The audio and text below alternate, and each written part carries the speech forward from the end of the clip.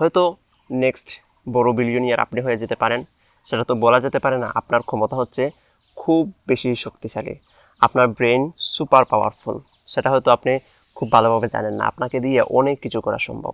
এরা নিজের চিন্তাভাবনাকে কাজে লাগিয়ে বিলিয়নিয়ার হয়েছে। আমরা তাদের মতো চিন্তা ভাবনা করি না।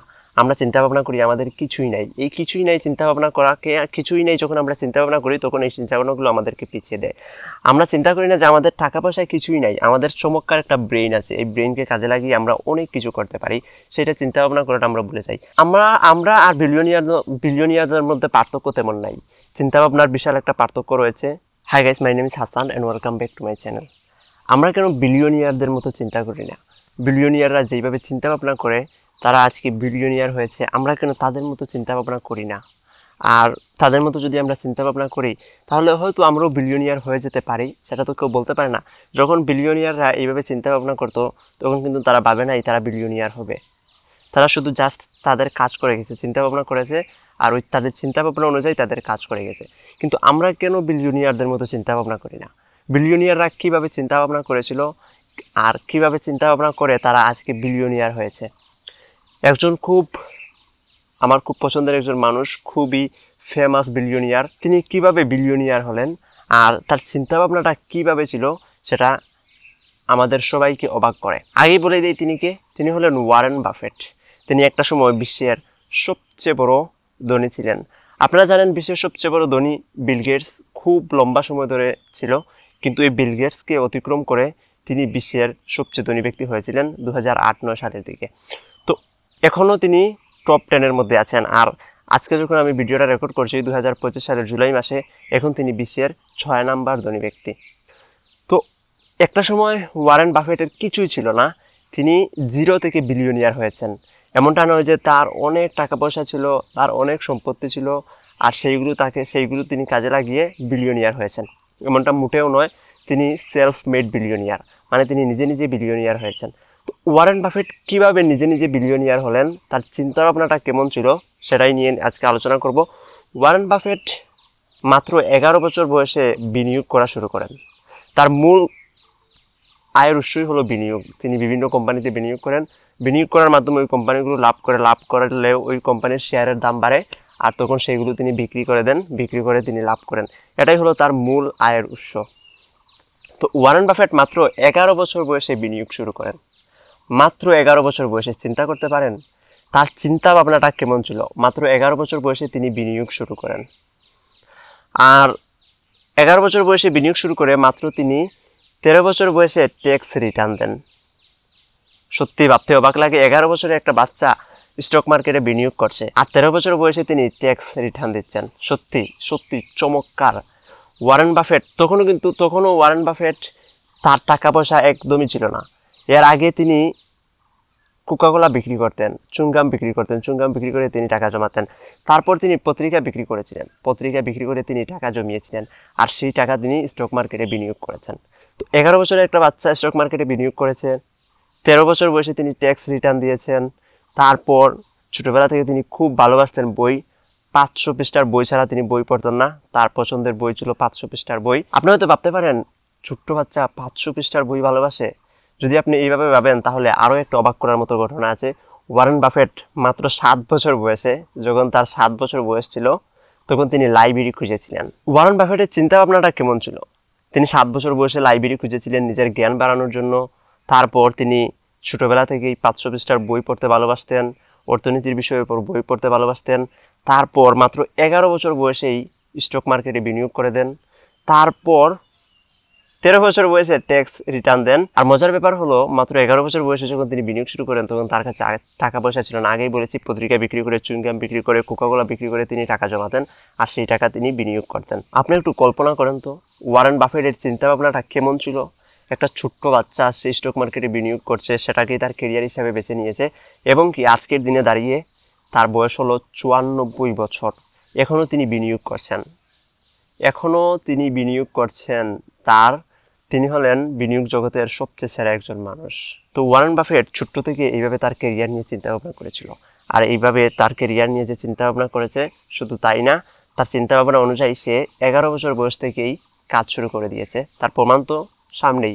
সে শুধু চিন্তা ভাবনা করে নাই যে আমি বিনিয়োগ করব, সে আগে চিন্তা ভাবনা করেছে, চিন্তা ভাবনা করে সাথে সাথে সে বিনিয়োগ করে দিয়েছে। তিনি বিশাল শেয়ার কিনেন নাই, বিশাল টাকা বিনিয়োগ করেন নাই, তার কাছে ছিলই টাকা অল্প, আর এই অল্প টাকা তিনি বিনিয়োগ করে দিয়েছেন।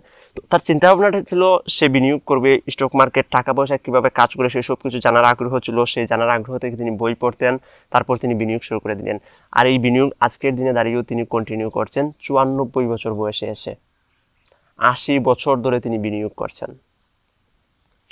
তো ওয়ারেন বাফেট তিনি আজকের বিশ্বে খুবই ফেমাস একজন বিলিয়নিয়ার, এবং কি 2008-9 সালে, আগেই বললাম 2008-9 সালে তিনি বিল গেটসকে অতিক্রম করে বিশ্বের সবচেয়ে বড় ধনী ব্যক্তি হয়েছিলেন। ওয়ারেন বাফেট একদম জিরো থেকে শুরু করে বিলিয়নিয়ার হয়েছেন।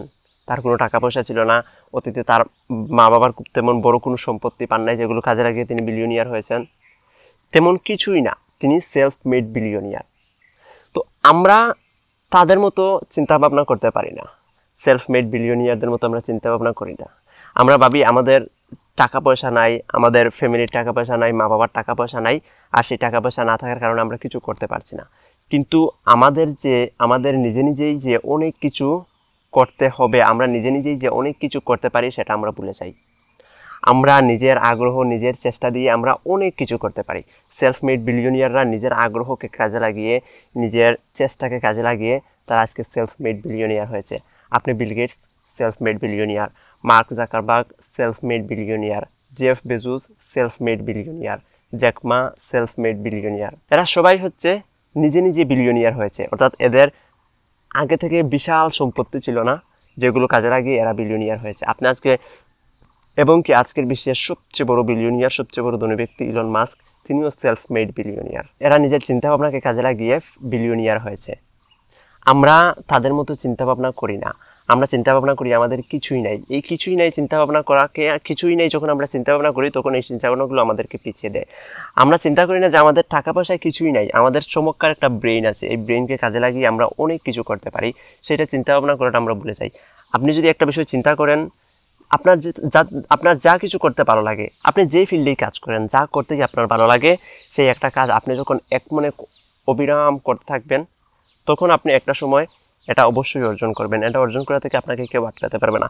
কিন্তু আপনি যদি একবার ওই দিকে ছুটেন, আরেকবার ওই দিকে ছুটেন, আরেকবার ওই দিকে ছুটেন, আপনি জানেন না আপনি কী করছেন, তখন আপনাকে দিয়ে কিছুই হবে না। কিন্তু আপনি যদি একটা লক্ষ্য ঠিক করেন, আপনি কি পেতে চান, আপনি কি অর্জন করতে চান, সেটা যদি আপনি ঠিক করেন, ঠিক করে ওইটা অনুযায়ী যদি আপনি কাজ করেন, তাহলে আপনি যা চান সেটা পাওয়া থেকে আপনাকে কেউ আটকাতে পারবে না। আমরা আর বিলিয়নিয়ারদের মধ্যে পার্থক্য তেমন নাই। চিন্তাভাবনার বিশাল একটা পার্থক্য রয়েছে। এছাড়া তারা যা কিছু অর্জন করতে চায়, তারা যা কিছু পেতে চায়, সেটা পাওয়ার আগ পর্যন্ত তারা অবিরাম কাজ করে। তারা একবার ওই দিকে, একবার ওই দিকে, একবার ওই দিকে এইভাবে ছুটাছুটি করে না। তারা যা পেতে চায় সেটাকে তারা এক মনে পাওয়ার জন্য কাজ করে, এবং কি সেটা তারা পাওয়ার আগ পর্যন্ত অবিরত কাজ করতে থাকে। আমরা যা কিছু অর্জন করতে চাই, যা কিছু পেতে চাই, আপনার যা কিছুই ভালো লাগে সেই অনুযায়ী আপনি চিন্তাভাবনা করেন, চিন্তাভাবনা করে সাথে সাথেই অ্যাকশন নেন। আর আপনি যদি অ্যাকশন নেওয়া ছাড়া চিন্তাভাবনা করেন, অর্থাৎ আপনি শুধু চিন্তাভাবনা করে মাথাতেই চিন্তাভাবনা নিয়ে বসে থাকেন, আপনি কোনো কাজ করেন না, তাহলে এটা কাজে আসবে না। আপনাকে আগে চিন্তাভাবনা করতে হবে, প্ল্যান করতে হবে কীভাবে কী করবেন, তারপর জাস্ট আপনাকে কাজে নেমে পড়তে হবে। আর কাজে নেমে পড়ে অবিরত কাজ করতে হবে যতক্ষণ পর্যন্ত না আপনি যা চান সেটা না পাচ্ছেন। এটাই হলো মূল রহস্য। এখানে কোনো শর্টকাট নাই। আপনি জাস্ট আগে প্ল্যান করেন, চিন্তা ভাবনা করেন, তারপর সাথে সাথে কাজে নেমে যান। কাজে নেমে গিয়ে অবিরাম একটানা কাজ করতে থাকুন যতক্ষণ পর্যন্ত না আপনি আপনার লক্ষ্যে পৌঁছাতে পারছেন। তাহলেই দেখবেন একটা সময় অটোমেটিকই আপনি যা চান তা পেয়ে যাচ্ছেন। এটাই হলো মূল রহস্য সফল হওয়ার। এখানে কোনো শর্টকাট নেই, এখানে কোনো মন্ত্র নেই, এখানে কোনো ওইটা নেই, এখানে কোনো ওইটা নেই যে আপনি এটা প্রয়োগ করলেন, প্রয়োগ করার সাথে সাথে আপনি পেয়ে গেলেন। এখানে হচ্ছে লম্বা একটা জার্নি। সেই জার্নিতে আপনি ধীরে ধীরে ধীরে ধীরে এগিয়ে যাবেন। যখন আপনি ধীরে ধীরে ধীরে ধীরে আপনার জার্নির প্রতি এগিয়ে যাবেন, তখনই আপনি আপনার যা চান তাই পেয়ে যাবেন। যা চান তাই আপনি পেতে পারেন। বিলিয়নিয়াররা, সেলফ মেড বিলিয়নিয়াররা পেরেছে, আমরা কেন পারবো না? আপনি আজ থেকে, এখন থেকেই বিলিয়নিয়ারদের মতো চিন্তাভাবনা শুরু করে দেন। বিলিয়নিয়ারদের মতো চিন্তাভাবনা শুরু করে দিয়ে আপনি কাজে নেমে পড়েন। হয়তো নেক্সট বড় বিলিয়নিয়ার আপনি হয়ে যেতে পারেন, সেটা তো বলা যেতে পারে না। আপনার ক্ষমতা হচ্ছে খুব বেশি শক্তিশালী, আপনার ব্রেন সুপার পাওয়ারফুল, সেটা হয়তো আপনি খুব ভালোভাবে জানেন না। আপনাকে দিয়ে অনেক কিছু করা সম্ভব। আপনি এক্ষুনি কাজে নেমে পড়ুন, সঠিক একটা চিন্তা ভাবনা করে প্ল্যান করে এক্ষুনি কাজে নেমে পড়ুন। যা আপনি অর্জন করতে চান আপনাকে সেটা পাওয়া থেকে কেউ আটকাতে পারবে না। এতক্ষণ সাথে থাকার জন্য ধন্যবাদ। দেখা হবে নতুন আরও একটা ভিডিওতে, নতুন আরও একটা টপিক নিয়ে। ততক্ষণ ভালো থাকবেন।